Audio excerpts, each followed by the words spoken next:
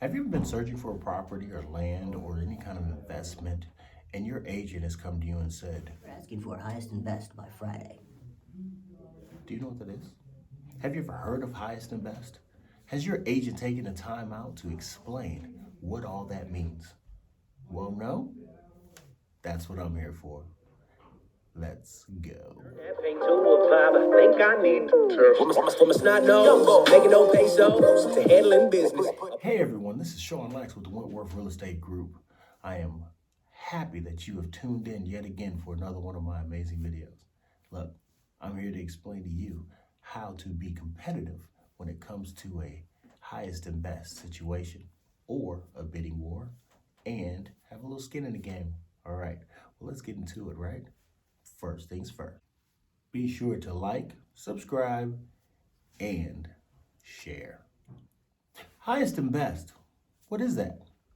Well, it's when a property has multiple offers on it that a lot of individuals want to put a bid on. So you as the individual or buyer, you have to be competitive when it comes to multiple offer situations. Yeah, that's right. You got to put your best foot forward. Got to put a little skin in the game if you want to win this fight. I know it's not a fight. It's all negotiating. However, when you want to win, you got to put forth the effort to win. So here's a list of things to help you as the buyer to win an offer.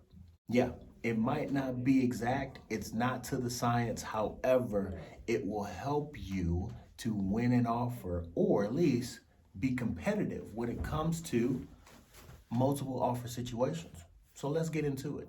So first things first, your agent should be walking you through these steps. However, if they're not, these are questions that you should be asking your agent, especially when it comes to writing your purchase agreement.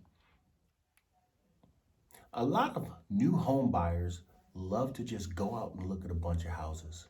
However, one thing that puts you above the rest is if you go and get a pre-approval from your bank first, or even a lender. That will put you a step ahead of people. Here's reasons why. One, you are able to write your purchase agreement and get it to a lot of the sellers right away. Two, it lets a seller know that you have money. It's called proof of funds. You have money and you're ready to purchase right now. You've gone through all the legwork and you've done what you needed to do to ensure that if it comes down to selling this home and buying it, you're able to buy.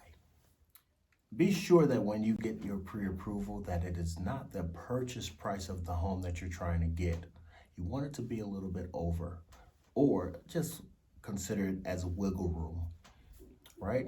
Again, if the example is 100,000, you want to be able to go up in money if need be.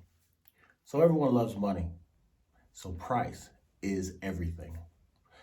If the home, we'll use as an example, is 100,000, then you want to go over asking price. Why?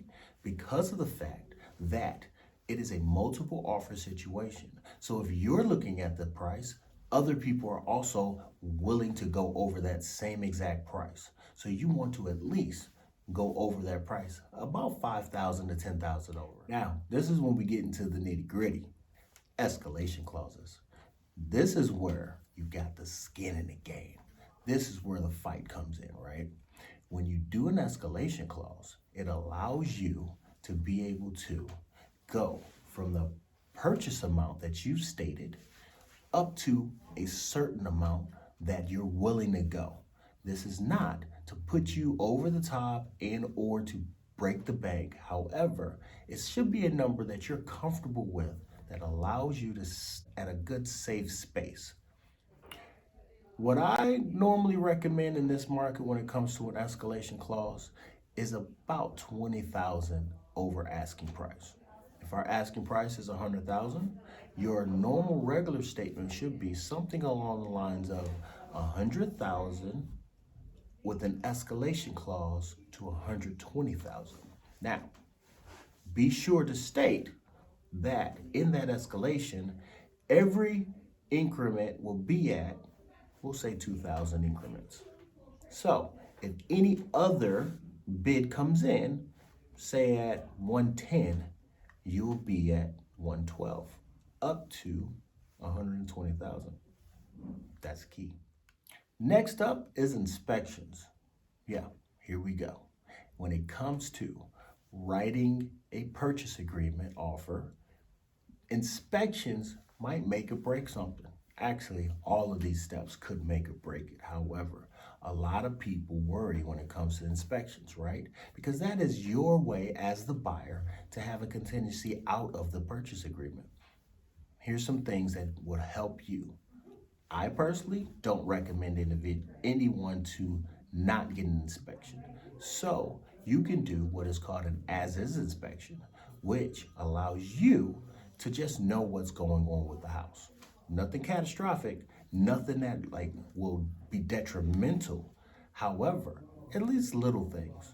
When it comes to inspections, maybe reducing some of the days for inspections, right?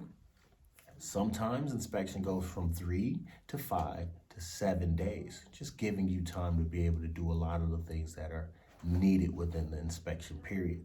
However, if you reduce that time, that kind of gives a warm and fuzzy to the seller that, okay, we can push forward. You know, sometimes when the person is selling a home, they are still preparing to move into another home. Well, with that, they might need some time to actually move. So there are multiple times where we have seen that occupancy time is relevant. Yeah, up to maybe 60 days.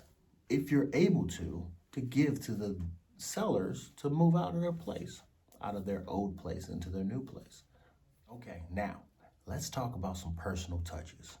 Some personal touches that I like to use that most agents don't are writing a letter. Yeah, that seems real old school. However, it works. Maybe editing a couple of pictures of yourself as well.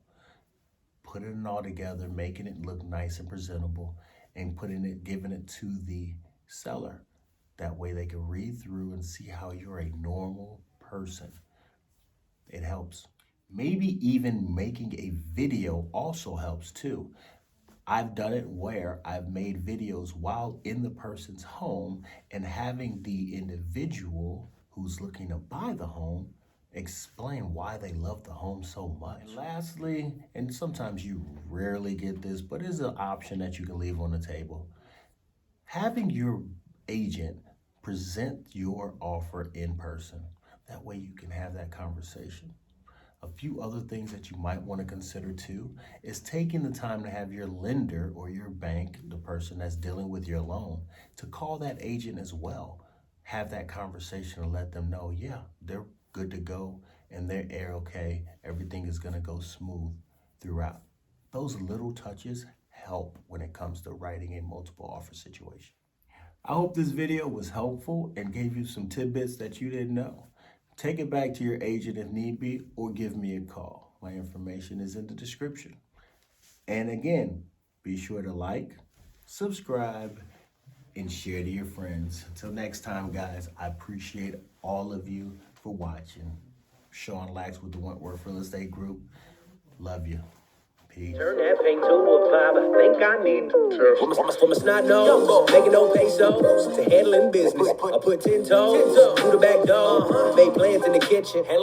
Hats off to the missus. Riding shotgun for long distance.